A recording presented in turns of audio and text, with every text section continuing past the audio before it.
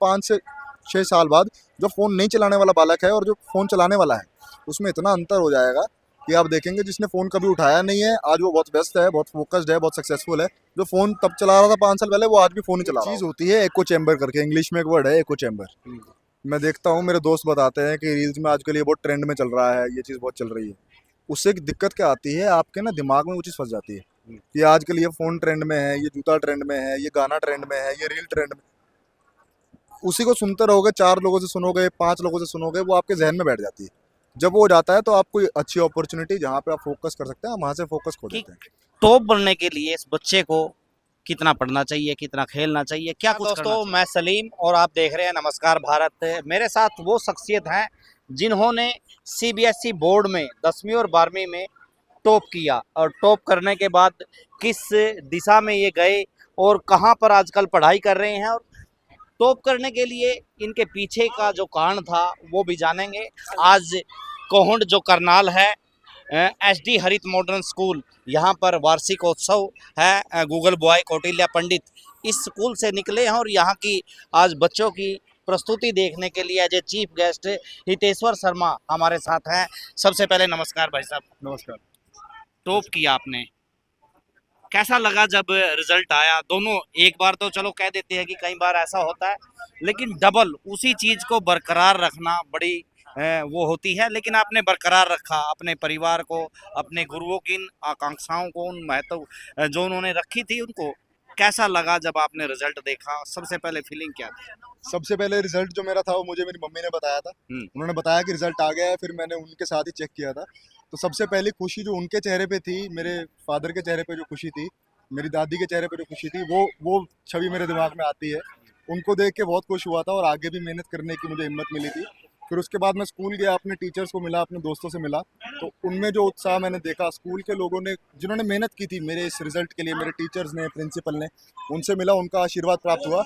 मेरे प्रिंसिपल ने एक ही चीज़ मुझे कही थी उस दिन, मैडम गुलशन कौर ने। उन्होंने कहा था कि एक्सपेक्टेशंस हैव शूटेड अप। जब मैंने 10वीं में टॉप किया था, उन्होंने कहा था expectations have shooted up, congratulations के बाद ही कह दिया था। उस समय मैं निराश तो हुआ था कि अभी सेलिब्रेट करने का मूड है, लेकिन मुझे कह दिया है कि नेक्स्ट 12वीं में भी यही करना है। और उन्होंने कहा था 12वीं में टॉप करना है, वो बात मेरे जहन में रही। वो उस पे मेहनत की पूरे 2 साल और फिर 12वीं का भी नतीजा आया तो बहुत खुश हुआ। और जब मैं फिर मिला अपने प्रिंसिपल से, फिर उन्होंने यही बात दोहराई कि अभी काम खत्म नहीं हुआ है, एक्सपेक्टेशंस हैव शूटेड अप, लगे रहो, इसी राह पे चलते रहो। तो वही अब एक प्रोसेस है, खत्म आज भी नहीं हुआ है, आज भी उसी राह पे है, आज भी चल रहे हैं। फिलहाल जो है क्या कर रहे हैं, कौन सी उसमें पढ़ाई कर रहे हैं, क्या कुछ चल रहा है? अभी मैंने अपना ग्रेजुएशन कंप्लीट किया है सेंट स्टीफेंस कॉलेज से, दिल्ली विश्वविद्यालय में। वहाँ मैं छात्र संघ अध्यक्ष रहा। उसके साथ ही साथ मुझे student of the year centenary gold medal मिला। तो उसके बाद अभी मैं करंटली एलएलबी कर रहा हूँ, लॉ कर रहा हूँ, कैंपस लॉ सेंटर दिल्ली विश्वविद्यालय की कृपा है सर। हितेश्वर जी, आजकल जो बच्चे हैं काफी मतलब पढ़ने में तो होशियार है, लेकिन एक एक अंक कम आने पे थोड़ा सा हताश हो जाते हैं। कई बार तो बड़ी घटनाएं सामने आती हैं जिसको पढ़कर माँ बाप तो दंग होता ही है, तो समाज में गलत मैसेज भी जाता है। तो ऐसे बच्चों के लिए जो एक अंक से या 2 अंक से रह जाते हैं, उनके लिए क्या मैसेज होना चाहिए? सर सबसे पहली बात तो ये है, अंक इतने मायने नहीं रखते। अंक अंक को इतना ज़्यादा ग्लोरीफाई किया गया है, मैं बताऊं कि आपको लगता है कि अगर किसी के मार्क्स आए हैं तो वही सबसे ज़रूरी बात है।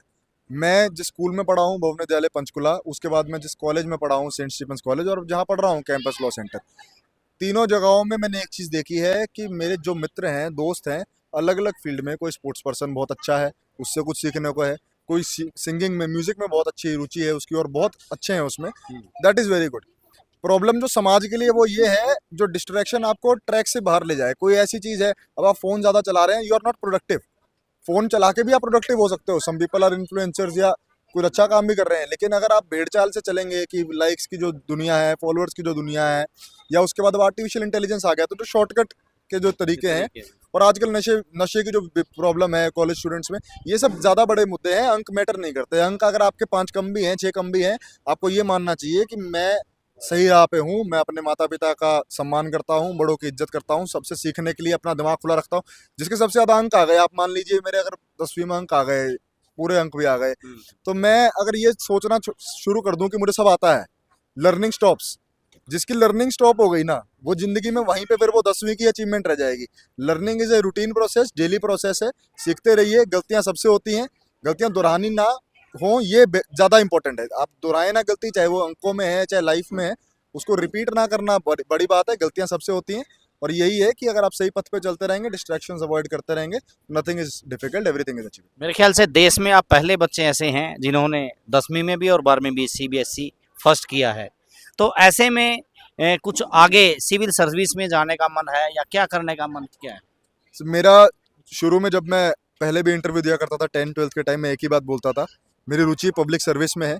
अभी मैं लॉ कर रहा हूँ, तो चाहे लॉ के माध्यम से, क्योंकि लॉ भी आपको बहुत एम्पावर करता है टू हेल्प पीपल, जो ज़रूरतमंद लोग हैं, जो फीस भी अफोर्ड नहीं कर पाते वकील की, कुछ कुछ अनरिपोर्टेड केसेस रह जाते हैं, तो उसमें रिसर्च का बहुत इंपॉर्टेंट हिस्सा है। जैसे मैं आपसे बात कर रहा था, आप लॉ क्राइम की रिपोर्टिंग करते हैं, वहाँ भी लॉ बहुत ज़रूरी है। अगर आपको शिक्षा है लॉ की, आप समाज में लोगों को बताएंगे कि कानून ये कहता है, तो आज इंडिया में कानून हर किसी को लगता है हमें पता है, लेकिन जिसने पढ़ा है उसको ज़्यादा पता होता है। तो आप अगर उसमें अवेयरनेस फैला पाएं, that is also public service.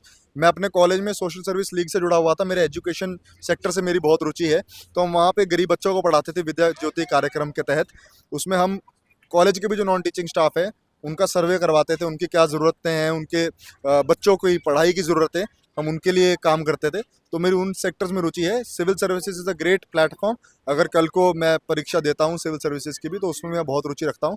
लेकिन एज ऑफ नाउ, अभी इस समय पे मैं ये नहीं कह सकता मैं किस फील्ड में, या लॉ है, या वो एडमिनिस्ट्रेशन है, या वो सोशल सर्विस किसी और तरीके की है। So I am learning every day, और चलता जा रहा है प्रोसेस। मेरे दोस्त बहुत अच्छे हैं, मुझे गाइड करते हैं, अलग अलग फील्ड में हैं, तो उनके साथ, उनके सपोर्ट से, माता पिता के आशीर्वाद से, जो भी फील्ड में भगवान मुझे मौका देंगे, I will try to give my best. Education में राजनीति आ गई है, जी। जिस तरह से धर्म में राजनीति आ गई है, एजुकेशन में भी धीरे धीरे राजनीति आ गई है। ये बच्चों के लिए फायदेमंद रहेगी या नुकसानदायक रहेगी? ये आपने बहुत अच्छा सवाल पूछा है, और ये सवाल सारे स्टूडेंट्स के लिए, चाहे वो कॉलेज के हैं, कॉलेज में क्योंकि राजनीति ज़्यादा है, स्कूल में इतनी नहीं होती। कॉलेज के स्टूडेंट्स देश भर, चाहे वो दिल्ली विश्वविद्यालय है, कहीं पे भी है, और इस सवाल को मैं पहली बार उत्तर दे रहा हूँ इसका। मेरा मानना ये है, क्योंकि मैं भी छात्र संघ अध्यक्ष रहा अपने कॉलेज में, सेंट स्टीफंस कॉलेज में, वहाँ पार्टी पॉलिटिक्स नहीं थी। तो जब आप किसी पार्टी का झंडा उठा लेते हैं, संगठन से जुड़ना भी बहुत जरूरी है, विचारधारा से जुड़ना जरूरी है, पर उस विचारधारा से जुड़ के आप स्टूडेंट्स के इशू मत भूलिए। अगर मेरा कैंपस है, मैं सेंट स्टीफंस का प्रेसिडेंट हूँ, मेरी जिम्मेदारी सेंट स्टीफंस के प्रति है, ना कि कहीं भी जाके हल्ला करने की या डिसरप्ट करने की जो फंक्शनिंग है वो मुझे करना नहीं है। I have my opinion. लिखो, आर्टिकल लिखिए अखबार में, आपका, आप जानते हैं, आप मीडिया से आप लिखिए आर्टिकल, आप अपना थॉट एक्सप्रेस कीजिए, लेकिन आप ऐसे दंगा करेंगे 20-30 लोग, that picture of politics is not what fascinates me. मुझे वो पिक्चर अच्छी नहीं लगती। मेरे दोस्त भी हैं कॉलेज में, कहीं भी हैं, मैं उनको भी यही बताता हूँ कि this is not my style, क्योंकि मुझे भी कई लोग कहते हैं कि आप आगे पॉलिटिक्स में कंटिन्यू करेंगे या नहीं। उस तरह की जो चीज़ है, आई कंसिडर इट डिसरप्टिव। वो भी जरूरी है, आपके साथ साथ लोग जुड़ने चाहिए, लेकिन आपका काम रील में नहीं, आपका काम रियल में दिखना चाहिए, और रियल में तभी दिखेगा अगर आप एज एन इंडिविजुअल रिस्पॉन्सिबल हैं, अकाउंटेबल हैं। और सेंट स्टीफंस एक बहुत अच्छा उदाहरण है जहाँ पे पार्टी पॉलिटिक्स नहीं होती। पार्टी पॉलिटिक्स भी जरूरी है, लेकिन वो नेशनल लेवल पे जरूरी है, ना कि एक विद्यालय के लिए। अगर आप एक कॉलेज को खराब कर रहे हैं, वहाँ की क्लासेस कैंसिल करवा रहे हैं, मेरे कॉलेज में आज तक क्लास कैंसिल हुई ही नहीं। सेंट स्टीफंस कॉलेज इकलौता कॉलेज है, अगर 9 बजे की क्लास है, आपको 8:55 पे या 9 बजे आपको आपका टीचर क्लास में मिलेगा, और स्टूडेंट्स भी ऐसे मिलेंगे। 98% स्टूडेंट्स जो है डेली आएंगे। तो अगर ऐसा मॉडल हम पूरे देश में देख पाएँ, IITs में है, बड़े बड़े इंस्टीट्यूट्स में है, अगर सारे इसको अडॉप्ट कर लें, थोड़ा डिसरप्शन कम कर दें, हार्मनी में रहें, जो बड़े दल हैं, पॉलिटिकल दल हैं, वो भी ऐसे स्टूडेंट्स को मौका दें जो एक्चुअली में जेन्युइन स्टूडेंट्स हैं। उन स्टूडेंट्स को मौका ना दें जो बड़ी बड़ी गाड़ियों में घूमते हैं, जो वहाँ कैंपस में बैठते ही नहीं है, और जो पैसा खर्च के इलेक्शन जीत जाते हैं। उसका बिल्कुल विरोध होना चाहिए। जो जेन्युइन जमीन से जुड़ा बच्चा है, उसको आप मौका दो। आपके पास तो फंड है, आपके पास तो बड़ी लीडरशिप है, आप उनको ग्रूम कीजिए, तभी वो मदद कर पाएंगे। ये 20 गाड़ी घुमा के, गाड़ियाँ स्टूडेंट्स घुमाना, ये सब ना किसी भी राजनीति के लिए ये हानिकारक है। और आज के बच्चे बहुत समझदार हैं, बच्चों को सब पता है कि हमें क्या चाहिए। और जो स्टूडेंट्स, जेन्युइन स्टूडेंट्स हैं, अगर वो वोट डालने लगे, मैं ये भी जानता हूँ जेन्युइन स्टूडेंट्स तो वोट डालने नहीं आते, बाकी कॉलेजेस में जहाँ हल्ला उल्ला होता है वो तो वोट डालने नहीं आते हैं। अगर ये राजनीति की छवि बदल गई, तो जेन्युइन स्टूडेंट वोट डालने आएगा, और जब जेन्युइन स्टूडेंट वोट डालेगा, तब आप इस पिक्चर को बदलता देखेंगे, ना सिर्फ एक सेंट स्टीफंस कॉलेज में या एक कैंपस लॉ सेंटर में, आप पूरे देश में इसको बदलता देखेंगे। ये मेरी सोच है। ठीक है। और मार्केटिंग का है, शिक्षा को भी आजकल एक आप देख रहे बिजनेस बना दिया गया है, इसको लेकर। और ये सबसे बड़ा चैलेंज है, जो शिक्षा को बिजनेस बना दिया गया है। नाम अच्छी स्कूल हैं, वहाँ दौड़ है एडमिशन की, तो जो जितना सोसाइटी में जिस लेवल पे है, उस हिसाब से स्कूल बट रखे हैं।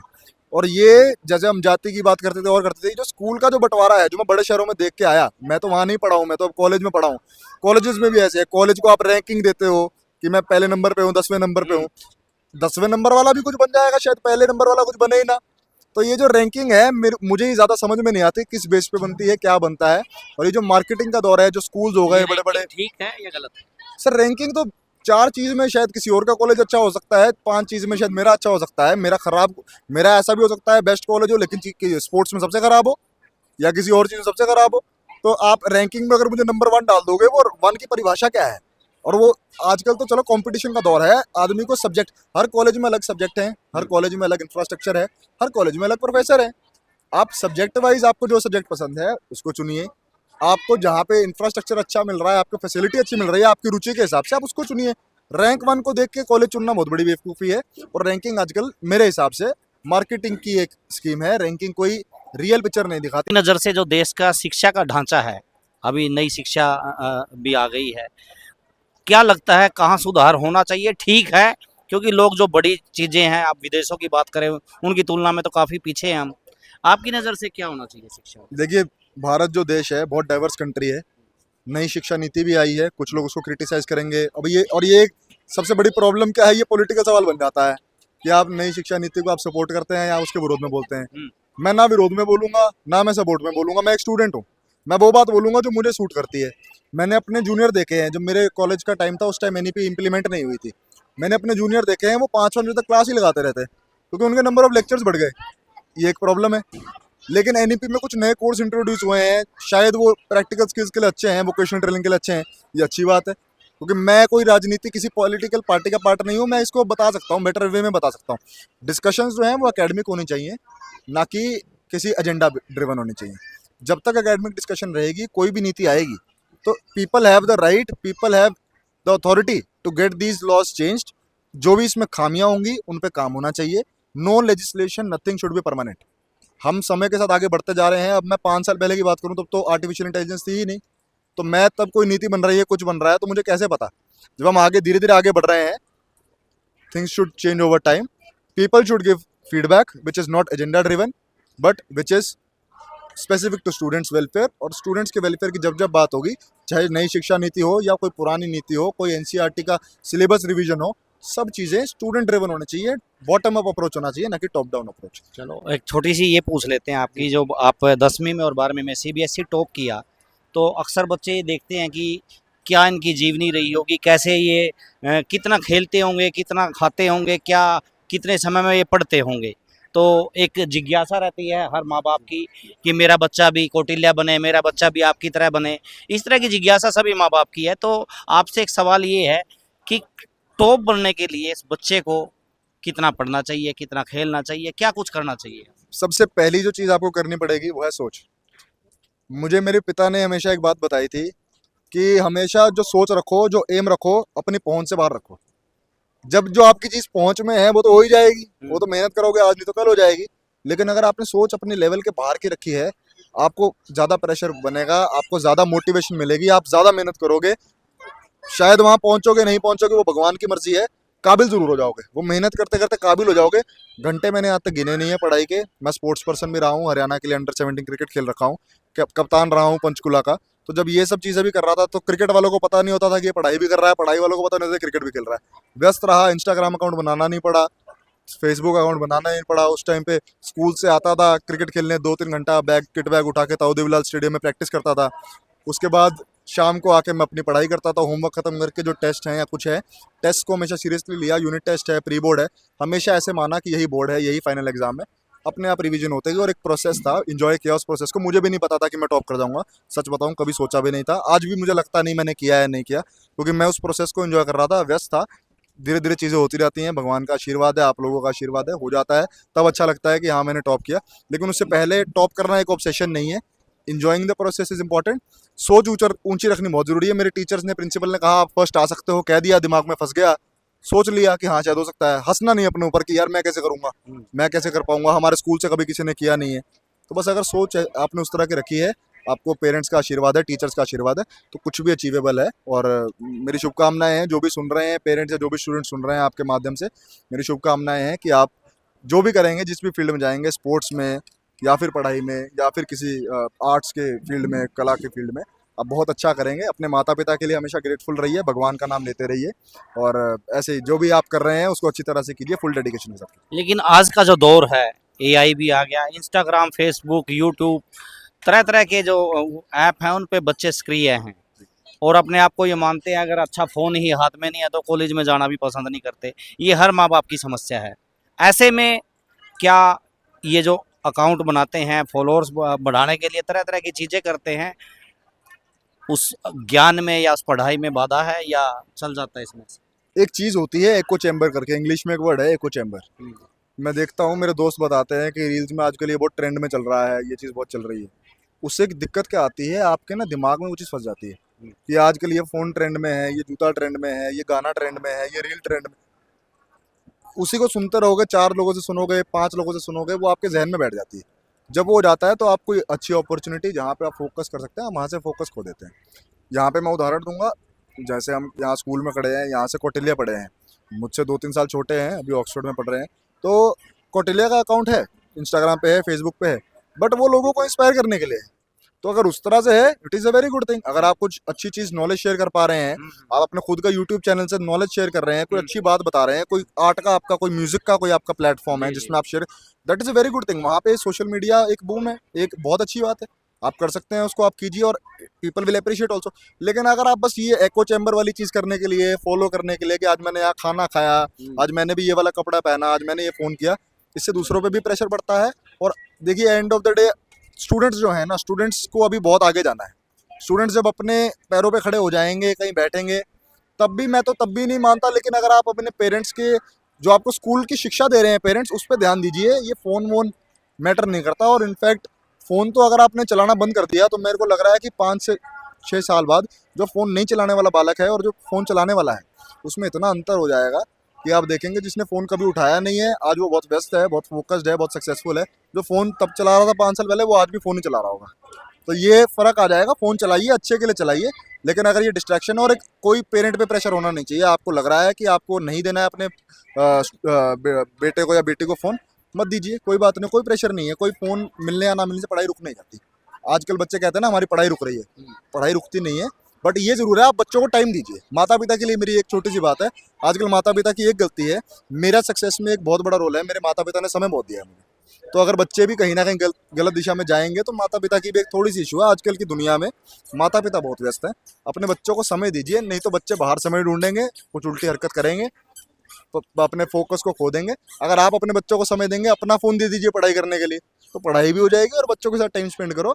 बच्चे बिल्कुल पाथ पे रहेंगे, अपने जो भी चीज़ लाइक करते हैं फोर्स मत कीजिए उनको पढ़ाई के लिए भी। किसी, मेरे पेरेंट्स ने आज तक नहीं बोला बुक पढ़ो, ये पढ़ो। दिन उनको हमेशा पता था ये मेहनत कर रहा है, पढ़ रहा है, जो भी करेगा अच्छा करेगा, क्रिकेट खेल रहा है, जो कर रहा है खेलने दिया, मौका दिया, एक्सप्लोर करने का मौका दिया, हर फील्ड को मौका दिया। थिएटर हो, क्रिकेट हो, डिबेटिंग हो, पढ़ाई हो, करते चले जा रहे हैं। आज भी वही कर रहे हैं, मेहनत कर रहे हैं। कुछ भी जहाँ पे दाव लग जाए, जहाँ भगवान हमारी किस्मत चला दे, वो करेंगे। लेकिन पेरेंट्स को भी ये है कि समय दीजिए बच्चों को, और बच्चों को ये है, माता पिता और टीचर्स की अगर आप सुनते रहोगे, उनके चरणों में रहोगे, उनकी इज्जत करते रहोगे, तो बहुत बहुत सफल हो जाओगे जिस भी फील्ड में होगे।